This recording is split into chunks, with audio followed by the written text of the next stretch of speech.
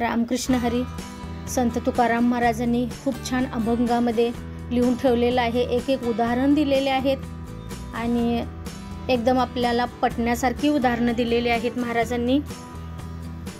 आपल्या आयुष्यात संकट येतात, परंतु त्याच्यावरती मात कशी करायची, त्या संकटांना सामोरं कसं जायचं आणि आपलं आयुष्य सुखमय कसं घालवावं, आनंदात कसं घालवायचं, आनंदात घालवण्यासाठी आपल्याला काय करावं लागेल, हे सर्व याचं वर्म महाराजांनी अभंगातून लिहून ठेवलेलं आहे आणि आपल्या गाथेमधून पण लिहून ठेवलेलं आहे. तर असाच एक अभंगाचा अर्थपूर्ण अभंग आज आपण घेणार आहोत. अंधारातून प्रकाशाकडे या यूट्यूब चॅनलमध्ये तुमचं सर्वांचं स्वागत आहे. मी मिसेस पाटील. माझ्या चॅनलला सबस्क्राईब करा, लाईक करा, शेअर करा, कमेंट करा. चला तर आपण व्हिडिओला स्टार्ट करूया. महाराजांनी लिहिलेलं आहे, जातीची शिंदळी तिला कोण कैसावळी, आप घरी ना बाप घरी लक्ष हिचे परद्वारी. जातीची शिंदळी, जाती धर्माविषयी तुकाराम महाराजांनी सांगितले आहे. इथं या अभंगामध्ये एका चावट बाईचं महाराजांनी उदाहरण घेतलेलं आहे. परंतु जे करेल ते भरेल, आपल्याला अधिकार नाही चावटबाईला बोलण्याचा, परंतु महाराजांनी तिचं उदाहरण देऊन जाती धर्माविषयी या समाजामध्ये काय काय चाललेलं आहे, जाती धर्माविषयी भांडण चालू आहे की मी उच्च जातीचा तू नीच जातीचा, असं जे जाती धर्माचं भांडण आहे याच्यावरून एका स्त्रीचं उदाहरण महाराजांनी दिलेलं आहे की जातपात वैर हे सर्व समाजात घडतं. म्हणून महाराज म्हणतात की जातीची शिंदळी तिला कोण कैसावळी, आप घरी ना बाप घरी लक्ष हिचे परद्वारी. जातीची शिंदळी बघा, ती जर प्रत्येकाला वाटतं की मी उच्च जातीचा, त्याला स्वतःला वाटत असतं, त्याला किती जरी आपण समजावण्याचा प्रयत्न केला तर तो समजतो का हो? नाही. तो म्हणतच असतो की माझी जात उच्च आहे, तुझी जात कमी आहे, नीच आहे, माझी जात उच्च आहे. किती पण समजावा त्या माणसाला तो माणूस कधीच समजणार नाही. पुढे महाराज काय म्हणतात बघा, आप घरी ना बाप घरी लक्ष हिचे परद्वारी. जर ती आगाऊ स्त्री असेल तर आप घरी म्हणजे स्वतःच्या घरी, म्हणजे नवऱ्याच्या घरी राहून जर ती आगाऊपणा करत असेल तर तिला बापाच्या घरीही जागा नसतो. म्हणून म्हटलेलं आहे, आप घरी ना बाप घरी लक्ष हिचे परद्वारी. तिला बापाच्या घरी पण जागा नसते आणि हिचं लक्ष सगळं परद्वारी असतं. म्हणजे परका पुरुष जो असतो तो त्याच्याकडे तिचं लक्ष असतं, स्वतःच्या घराकडे नाही, बापाच्या घराकडे नाही. हिचं लक्ष फक्त परक्याच्या द्वारी असतं. याचाच अर्थ महाराजांना असा सांगायचा आहे की स्वतः कसं वागायचं, स्वतः कसं राहायचं हा विचार सोडलेला असतो या लोकांनी. बाप घरी, बापाचं घर म्हणजे हा परमपिता परमेश्वर, याची भक्ती कशी करायची हेही जाणून न घेता या परमपिता परमेश्वराला मानून जाणून घ्यायचं आणि त्याची भक्ती करायची हेही ते करत नसतो. परद्वारी म्हणजे दुसरा काय करतो त्याच्यावरती लक्ष देणे. तो अशी भक्ती का करतो, तो तशी भक्ती का करतो, तो कोणत्या जाती धर्माचा आहे, तो त्याचा वर्ण कोणता आहे, तो दिसायला कसा आहे, तो काय आहे. फक्त याच्या आणि याच्यातच आजची जनता पूर्ण म्हणजे पूर्ण बुडून गेलेली आहे. असंच महाराजांना सांगायचं आहे. फक्त त्या आगाऊ स्त्रीचं लक्ष फक्त परद्वारी असतं. म्हणजेच आजचा माणूस हा फक्त दुसऱ्याचे गुणदोष काढण्यात मग्न असतो. दुसऱ्याचे गुणदोष काढण्यापेक्षा आपल्यामध्ये काय कमी आहे हे लक्ष देऊन बघा ना तुम्ही. परंतु तसं होत नाही.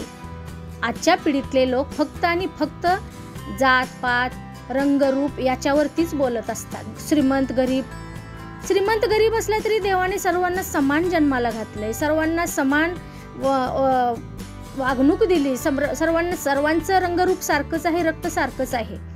मग तुम्ही उच्च नीच कसं काय? तुम्ही ठरवणारे कोण आहात? हा परमपिता परमेश्वर आपल्यावरती भेदभाव करत नाही, परंतु तुम्ही ठरवणारे कोण आहात?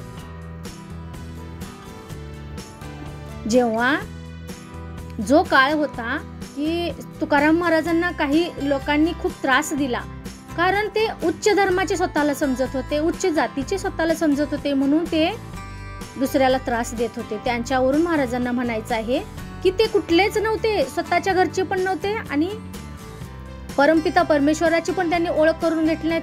त्याच्या घरी गेल्यानंतर पण यांना जागा नाही आणि फक्त यांना त्यांचं लक्ष आहे दुसऱ्यावरती. दुसरा काय करतो, दुसरा असं का करतो, त्याला शिक्षा द्यायची, तो तसं का करतो, त्याची धिंड काढायची गावातून, त्याला गावाबाहेर कसा काढायचा, हे फक्त आणि फक्त प्रयत्न करत होतो. त्यालाच ही आगाऊबाईचं उदाहरण दिलेलं आहे महाराजांनी. पुढे काय महाराज म्हणतात बघूया. सेजे असोनिया धनी परपुरुष आणि मनी.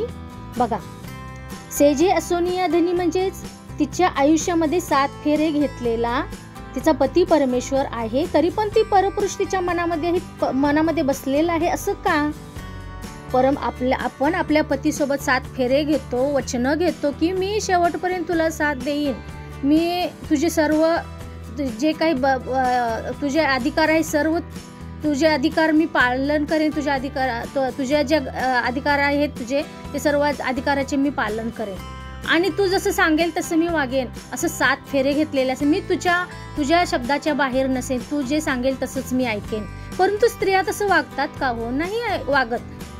कितीतरी भयानक स्त्रिया आहेत की स्वतःच्या पतीला उलट मारतात, शिव्या देतात, ठार पण मारण्याचा प्रयत्न करतात, कोर्टामध्ये खेचतात. तसं हे उदाहरण महाराजांनी दिलेलं आहे. अशा स्त्रिया असतात. आणि काही स्त्रिया अशा असतात की पती परमेश्वर आपल्या घरामध्ये पती परमेश्वर म्हणजे देव असतो, तो घरामध्ये असूनही त्यांना परपुरुष आवडतो. परपुरुष आवडतो म्हणजे आपल्या घरामध्ये देव आहे, आपल्या जवळ देव आहे, घरामध्ये म्हणजेच आपल्या अंतरंगात देव आहे, आपल्या बाह्यरंगात देव आहे. असं तुकाराम महाराजांना म्हणायचे. आपल्या स्वतःजवळ देव आहे तरी पण त्यांना दुसऱ्याच्या देवाची चौकशी कशाला पाहिजे? तो का भंग लिहितो, तो का गाथा लिहितो, तो का भजन करतो, तो का पंढरपूरला जातो, हे मनामध्ये विचार तुम्हाला कशाला पाहिजेत? तो काय करतो त्याच्यावरती सोडून द्या ना. तुम्ही त्याची चौकशा करणं तुम्हाला काय गरजेचं आहे? तुम्ही स्वतःच बघा, स्वतः भक्ती करा, परमेश्वराला जाणून घ्या, जीवनात सद्गुरू कसा आला पाहिजे, आपलं वागणं बोलणं कसं असलं पाहिजे, संतांच्या संगतीमध्ये बसलं पाहिजे, हे सर्व याचं वर्म तुम्ही जाणून घ्यायचं सोडून दुसरा काय करतो याच्याकडे तुम्ही लक्ष कशाला देता? दुसऱ्याविषयी विचार का करता तुम्ही? आपल्या स्वतःजवळ देव आहे ना, या देवाची तुम्ही पूजा करा, असं महाराजांना म्हणायचं आहे. पुढं महाराज काय म्हणतात बघूया. तुका म्हणे अस्सल जाती जातीसाठी खाती माती. बघा, महाराज म्हणतात जो अस्सल जातीचा असतो, जो खरंच परमपिता परमेश्वराची भक्ती करणारा असतो, अस्सल जातीचा म्हणजे मनापासून जो भक्ती करतो तो कधीही दुसऱ्याची चौकशी करत नाही, दुसऱ्याची निंदा चुगली नालस्ती काहीही करत नाही. त्याला अहंकार नसतो, गर्व नसतो, त्याला कोणताही राग क्रोध मनी नसतो, स्वार्थ नसतो आणि तो फक्त आणि फक्त परमपिता परमेश्वराला जाणूनच त्याची भक्ती करत असतो. म्हणजेच महाराजांनी एका आगाऊ चांडाळ स्त्रीचं उदाहरण दिलेलं आहे. तुका म्हणे अस्सल जातीसाठी खाते माते. बघा, जो खरंच मनापासून भक्ती करतो तो कधीही कोणाला चुकीचं बोलणार नाही, त्याच्याशी चुकीचं वागणार नाही, चुकीचा विचारही करणार नाही किंवा कोणाला त्रास देणार नाही. तो फक्त आणि ह्या परमपिता परमेश्वराला जाणेल, तो प्रत्येकाला चांगलंच समजेल तो, कारण त्याचं मन चांगलं असतं, त्याचे विचार चांगले असतात, असं महाराजांना म्हणायचं आहे. किती छान महाराजांनी अभंगातून लिहून ठेवलेलं आहे बघा, एकदम शिकण्यासारखं आहे. आणि जवळजवळ 700-800 वर्ष झाली तरी पण अजरामर यांचे अभंग आहेत. आणि माणसाचं कर्म चांगलं पाहिजे बघा. एवढा छळ केला परंतु तुकाराम महाराजांनी बघा एवढा छळ करूनही, एवढा त्यांच्यावरती अन्याय केला, त्यांना समाजाने खूप त्रास दिला, तरी पण ते डगमगले नाही. त्यांनी आपलं कार्य सुरूच ठेवलं आणि वयाच्या 42व्या वर्षी त्यांनी स्वतःला परमपिता परमेश्वरामध्ये ते विलीन झाले. म्हणजेच त्यांनी पुष्पक विमानामध्ये बसून ते परमपिता परमेश्वराला भेटायला गेले.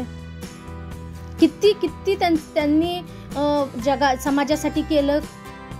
प्रत्येक संकट तर आयुष्यात प्रत्येकाला येतच, परंतु त्याला मात कशी करायची, त्याला सामोरं कसं जायचं, हा मार्ग ह्या जगाला दाखवला.